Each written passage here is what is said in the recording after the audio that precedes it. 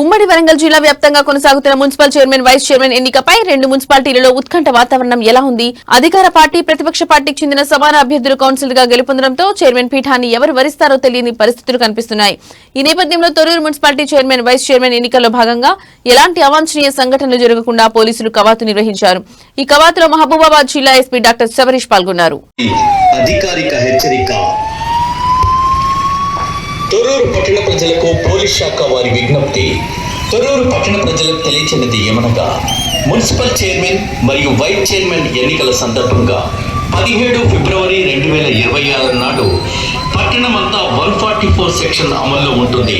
అందువల్ల ప్రజలు ఎవరు కూడా ఇద్దరు లేదా ముగ్గురి కంటే ఎక్కువగా ఎక్కడైనా గుమికూడరాదని, రోడ్లపై కానీ బహిరంగ ప్రదేశాల్లో కానీ మున్సిపల్ చైర్మన్ మరియు వైస్ చైర్మన్ ఎన్నికల సందర్భంగా 17 ఫిబ్రవరి 2026 నాడు పట్టణమంతా 144 సెక్షన్ అమల్లో ఉంటుంది. అందువల్ల ప్రజలు ఎవరు కూడా ఇద్దరు లేదా ముగ్గురి కంటే ఎక్కువగా ఎక్కడైనా గుమికూడరాదని, రోడ్లపై కానీ బహిరంగ ప్రదేశాల్లో కానీ సమావేశాలు నిర్వహించకూడదని పోలీస్ శాఖ గట్టిగా హెచ్చరిస్తోంది.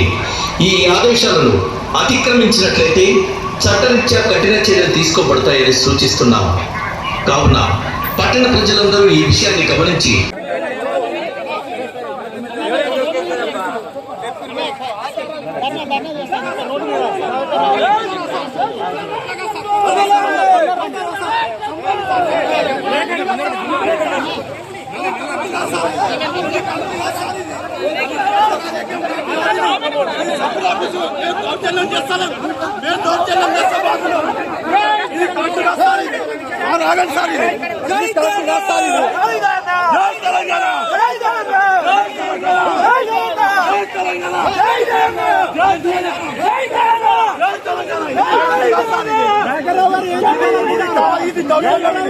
ఇది దౌర్జన్యం, ఇది కాంగ్రెస్ దౌర్జన్యం,